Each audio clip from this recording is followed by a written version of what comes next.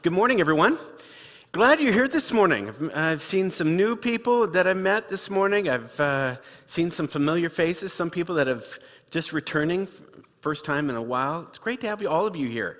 And to our online crew that are watching from wherever, your bathroom, your bedroom, wherever. Just glad you're tuning in. This virtual community and this live in-person community, it all makes up Friends Church, a very big part of who we are and what we do, is the people. And in fact, I want to transition into something this morning that's really about you. It's about the people that are here, especially this morning. We're going to do a coffee break.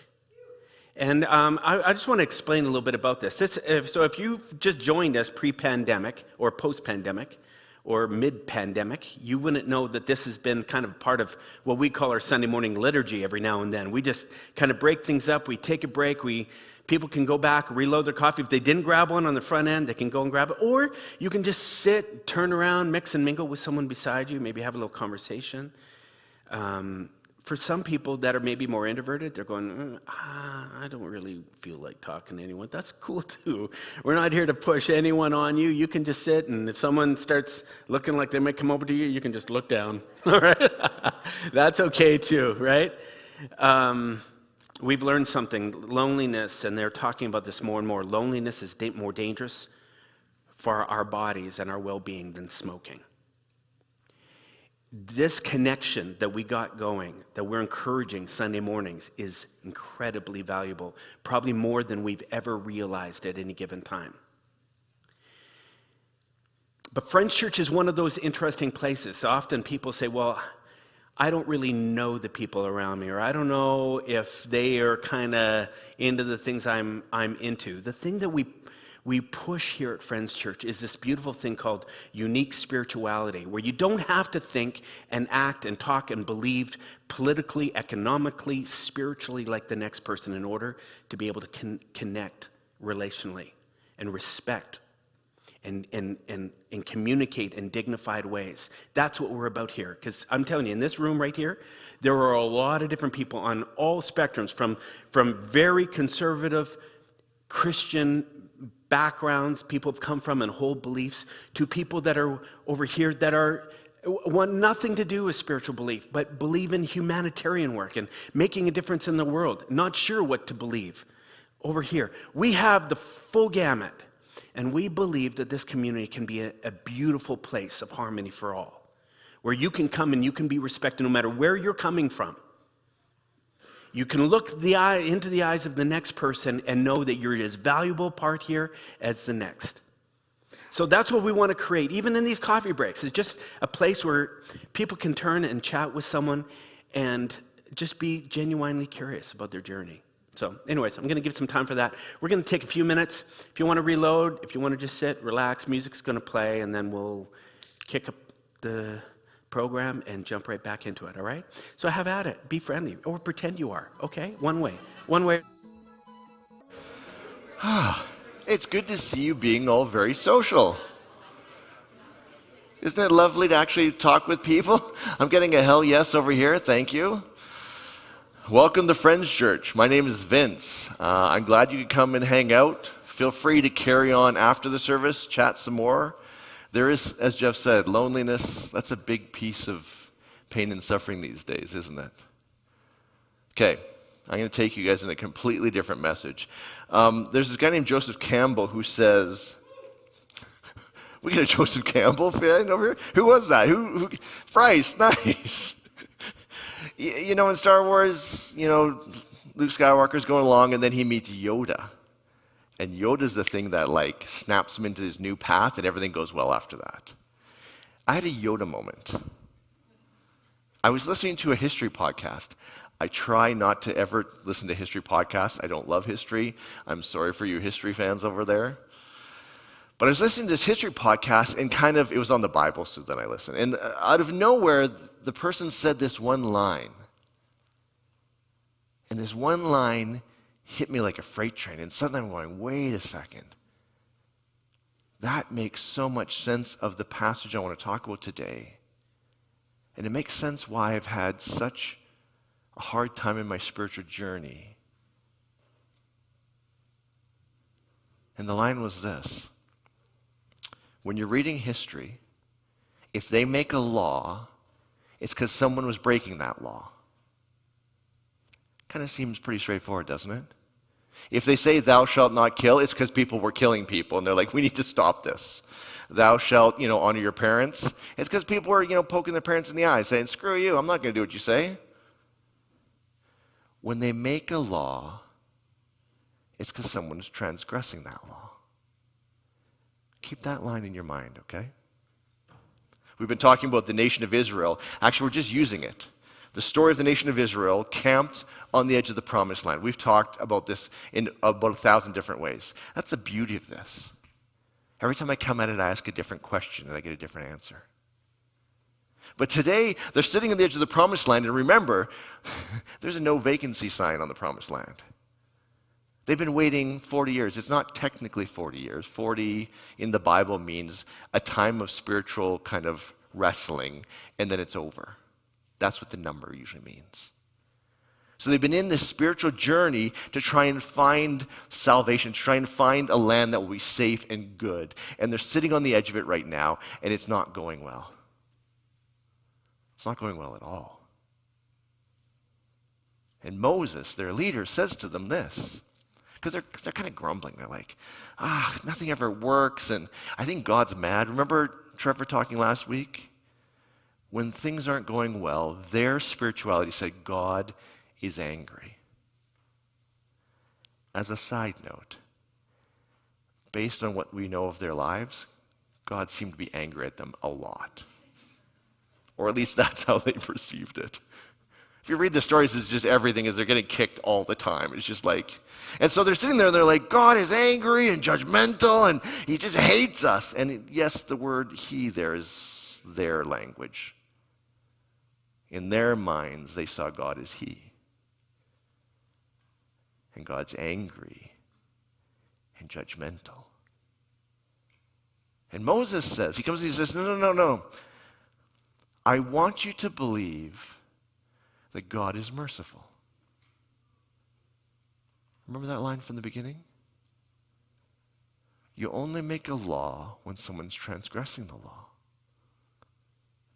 It says that you're only saying God should be merciful if you don't think God is merciful in any way, shape, or form. Suddenly, you look at their lives and you're going, wow, they must have felt pretty beat up. They've traveled 40 years to try and get into this land. It's occupied. The people have a no vacancy sign. Screw off. We don't want you here. They're fighting battle after battle. It's not working well. The first incursion in goes poorly, very poorly. But see, in their minds, God is angry at them. And Moses comes in and says, no, God's merciful. And do you guys all remember the stages of faith we've talked about? Stage 2 faith is this idea that I know the truth and I have it all figured out. There's certainty there. If you're a person who's in stage 2, God bless you, love it. It's one of the most beautiful faiths you can have. But some of us weren't blessed with that. We came into stage 3, which is asking a whole bunch of really tough questions and calling BS on a lot of what was certain in stage 2. Stage 2 is kind of fun. You're angry all the time. Sounds familiar? Your faith is a little bit rocky, but then there's a stage 4 where you start to look at faith differently because you can't do it in stage 2. Now, in my stage 2 mind, and again, I bounce around these stages all the time. In my stage 2 mind, I looked at the story and said, oh, they thought God was angry. Moses is correcting them. You are wrong. God is not angry. He's merciful. They've just been stuck in the desert for ages because God got mad at them for something little that they did. And Moses is saying to them, be merciful. And they're going, like, have you not been paying attention to the last 40 years. We've been punished for 40 years. And you want us to think of God as merciful? Growing up, how did you see God? Just go back. Was it a he? Was it a she? Was it a they? Was God a loving father, a loving mother, a spirit? Was God close in your heart or far away? When you grew up, how did you conceive of God? Was it the Simpsons model? You know, the old man in the sky with the beard?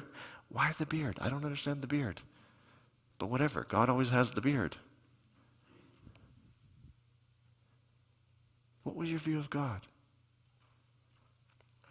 And here's the more important question. How helpful has that view been in your life?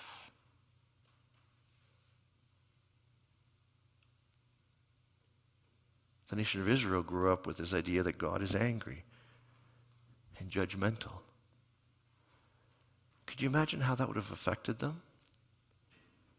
Thinking that there's some entity in the universe that's constantly angry, constantly looking at them going, wait, you screwed up. No, I saw that. Okay, that's it. Another 40 years in the desert. Wouldn't that be crushing? And yet, if you grew up with a conception of God, maybe it's a different one. Maybe it's one that said, God doesn't love you if you're a certain kind of person, or if you behave a certain way. For me, my conception of God that I grew up with was an interesting one. It was God was a healer. It was a beautiful idea until it broke. You see, I was 11 years old, and me and my dad were running across the yard. We were at the neighbors. My dad was probably mid-40s. And he does that thing that dads do to their little boys. He looks at me and says, let's race. And then he was gone. I'm like 10 years old, just huffing it, trying to keep up with him. You know, big smile on my face. I'm racing my dad across the yard. I'm not sure why that is so fun, but it was just like incredible. Until our little dog, Tippy, who thought everyone running was chasing it, and the dog lived to be chased, decided that she couldn't quite figure out why she's at the back if she's being chased. So she was like, I need to get to the front so you guys are chasing me, and then this will make sense to me. And so she runs up behind my dad to pass us all, and she clips my dad's foot in the back. Just the smallest amount. And he loses his balance, and he drives his knee into the ground. Everywhere around where he hit was tilled and soft and black. But his knee hit a rock about this big.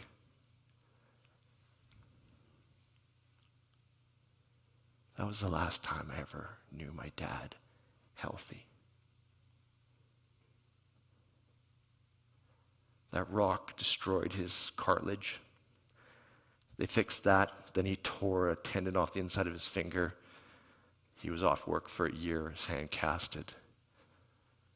And during the same time, he had some sort of problem go internally. It was so excruciating that I would watch my dad take Tylenol by the handful every morning. You know the thing on the bottle says 2 every 4 hours? In his world, that was a metaphor. So much pain that twice they cut him open just to see what they could find what was wrong. I remember one Christmas, us coming home to celebrate Christmas. And my dad was still at the hospital, and my mom was like trying to make it beautiful because she thought he was going to die that night. And it was going to be the last Christmas we had with a dad. How the hell do you deal with that when you believe in a God that heals?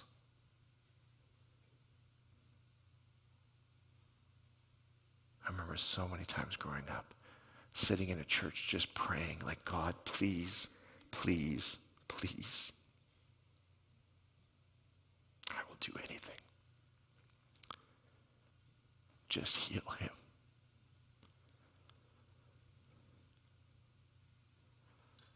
Our tradition had this idea that said, if you're sick, you can go to the elders of the church and they will anoint you with oil. Twice my dad went.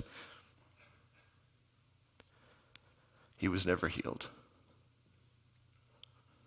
What do you do when your belief in God and your world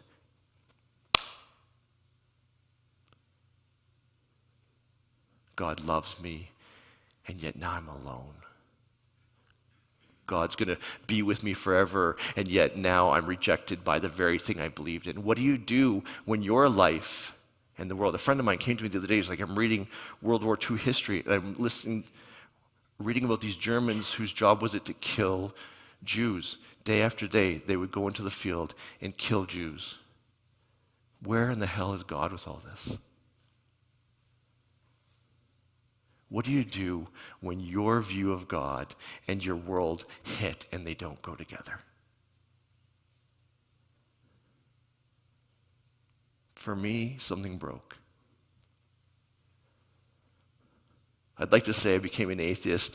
It didn't work that way because I was so steeped in the tradition that not believing in the existence of something more didn't make sense to me. But the more that I believed in, I wanted nothing to do with. I was like, screw that. I reject you with everything in my heart. Screw everything. What do you do when your world and your belief in God don't line up? I became a functional atheist. Wanted nothing to do with that. The nation of Israel are sitting there and going, okay, you want us to believe in a God of mercy. Have you been here the last 40 years?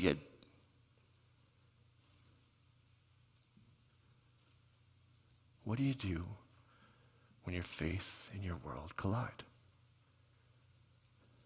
At first I thought, okay, maybe the problem was, and this is stage 2, right? I'm trying to think of one right answer. Maybe the problem was my conception of God as healer was the problem, right? I just need to think of God as merciful. And all this pain and suffering goes away. I always like the stage 2 answer. It's nice and easy. It doesn't work very well, for me anyways. Because at some point, I won't feel the mercy. And then it will break again. So what is Moses doing here? Why is he telling them to believe in a merciful God when the world around them clearly shows them there is no mercy here? What do you do when you say, hey, I believe in a God that's all powerful, and yet there's evil happening all around me? What do you do when you believe in a God that heals and the people you love aren't healed? I spent some time sitting with this. And I was reading through the stories of Moses, and I went back to some of the earlier stories in his life. And he has a story that I think helps us understand this moment. It's a story about him walking in a spiritual place. I always think of it in the mountains. The mountains are always kind of spiritual. You know, grand, I'm very small, feel something there. He's walking, and it's almost like he's looking for God. He's picked this place to go. And he's looking this way, but out of the corner of his eye, he sees something else. It's a bush on fire. But it's not just that. It's a bush on fire, and the wood's not being consumed. Think of how much you would have to pay attention if you saw that. Okay, there's a fire. There's a forest fire. before I run for my very life here, I'm just going to look over there and be like, hey, how much wood is burning? It's a very strange moment. What struck me, though, is that line. He turned his head to look at it. Remember in the beginning? You only make a rule if you're breaking the rule. Often you only say something is happening when you're not doing that. He's looking for God here, and he sees God here. At first I thought, oh, it's the same thing, right? God is angry and judgmental. Oh no, we're supposed to change our mind to merciful. But the story doesn't go that way. The story reads differently. And the way I want to show it to you, I want to show you something profoundly spiritual. It's this image. FedEx.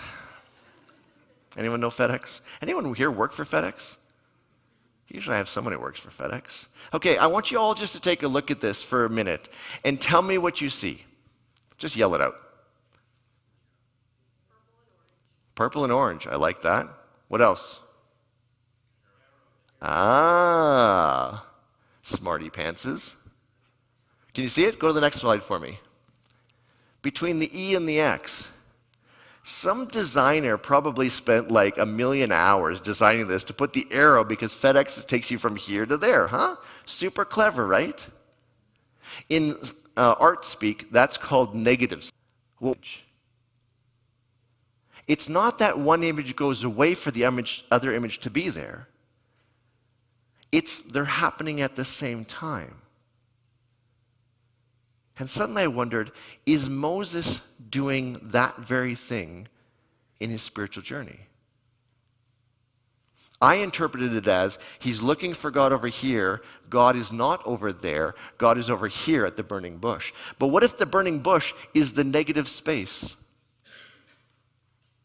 He's seeing God in the very place he's looking, but he's looking in a new way.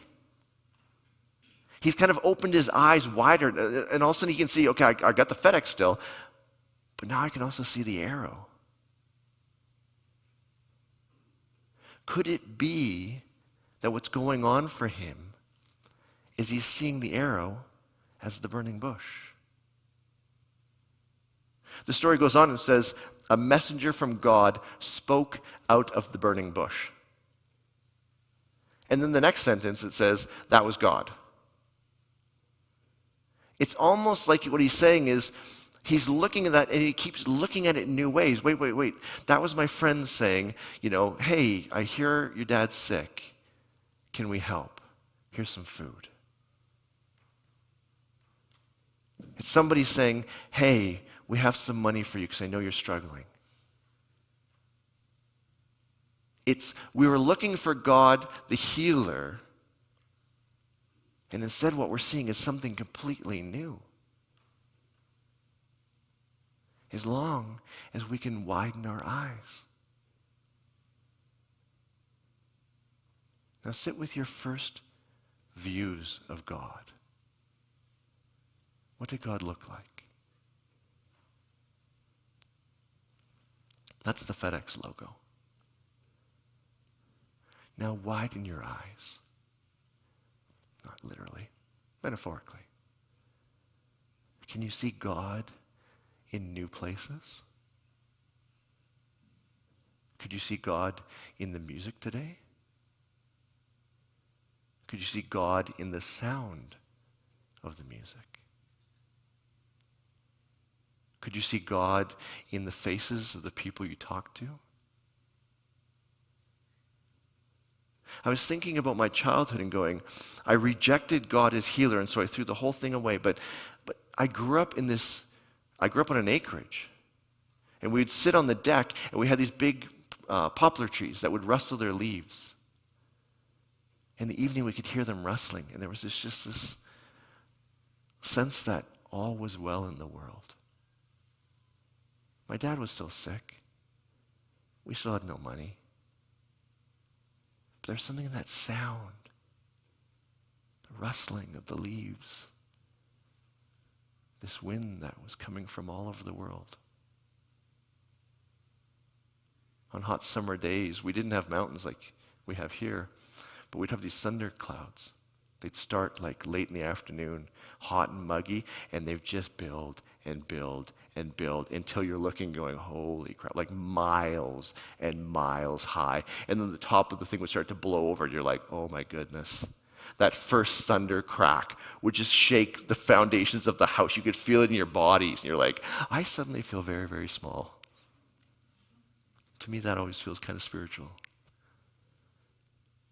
I think of my life as it's all about Vince until the thunder cracks, and suddenly I feel very, very small. Like, I could die any second now. Where is the burning bush for you? Do you see it in the coincidences of the world? Ashley, our kids pastor downstairs, she's incredible. Whenever something goes good, she's like, that's the divine right there. I was like, really? But for her, that's the burning bush. It's the negative space.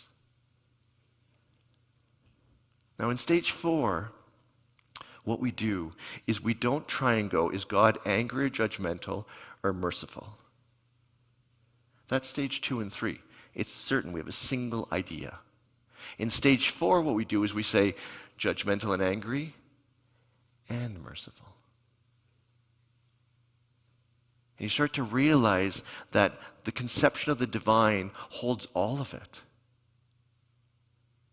It's the strike of thunder and the silence after. It's being healed, and also the profound clarity of illness. All of it feels divine. Or maybe I should say it this way, we look for the divine in all of it. And here's why. When you have a single conception, what happens when something runs afoul of that? What happens if your conception is God is healer and no one's healed? What do? When you have a single conception of God, you're kind of locked in a way of seeing the world. But what happens when it doesn't fit with the world? What do? Stage 4 says, no, you hold it all at the same time. You hold all of this at the same time. You hold the divine as all things. And that gives you freedom. Now, it's harder. I told you, stage 2, if you can do stage 2, it is an easier, beautiful way of doing this. But if for whatever reason you don't fit that way, this is the other way you can do it. You can see God everywhere. In the good, in the bad, in the divine, in the profane, in the transcendent, in the immanent, in the healing and in the illness. As you sit today, take that conception of God you were born or you grew up with, and just try and open your eyes a little wider. What else is there that you could connect into? Could it be that a God that loves you when you don't fit? Could it be the divine dance of science? Any scientists out there? Isn't there times when you see how the world all goes together and it just blows your mind and you think there's got to be something miraculous about the synchronicity of this world? You can see the divine anywhere. And that, for us in stage 4, creates freedom. We are free to see you differently. The nation of Israel saw God as only angry and only judgmental. I think Moses has invited him to say, what if you also saw mercy? I saw God as a healer, and I rejected that because I couldn't deal with it in my life. And now I see God as healer and more. Sometimes the healer is the surgeon who cuts the person open and takes out the tumor. Sometimes it's the immune system. Sometimes it's a friend coming over with a meal to say, I'm so sorry you're sick. If you were free to see God differently, what would you bring in? Not reject one to get something new, but in addition to. That's what I'm going to leave you with today. Open your mind, open your eyes, and maybe open your heart to see God differently. To see God in a way that works for you. Amen.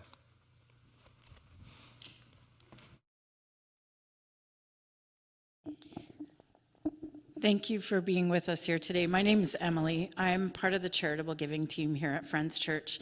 The first thing that I want to do is thank you for continuing to financially support what we do here at Friends Church. In the sort of life cycle of giving throughout the year, we always see some ebb and flow to our regular donations, and right now is one of those times when things are taking a little bit of a dip. Perhaps people, for whatever reason, have circumstances in their lives where they've had to stop giving.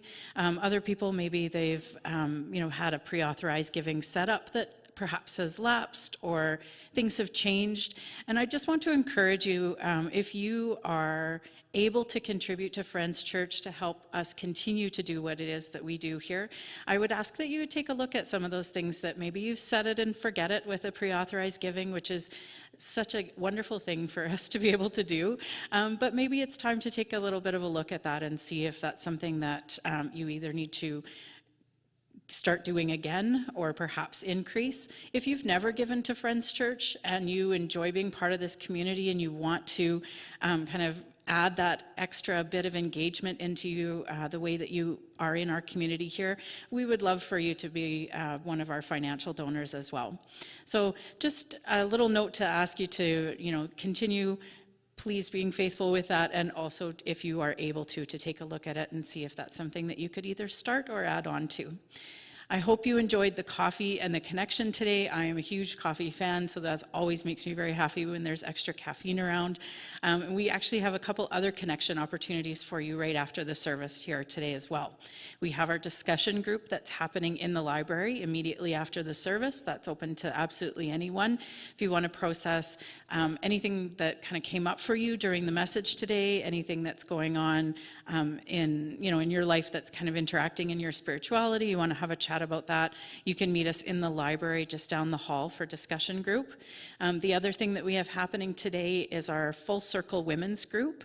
I believe it's Diane. I don't know, Diane, are you here? There she is. Diane just kind of raised her hands in the air. So Diane is actually going to be kind of guiding a group of women in our Full Circle Women's Group, and they're going to Monogram Coffee, which, huge fan of the coffee, and they make great coffee there. So 2 wonderful reasons to join them and just connect with another group of like-minded people. So thank you very much for being with us today. I hope you take advantage of one of the many connection opportunities that we have, and enjoy the rest of your Sunday.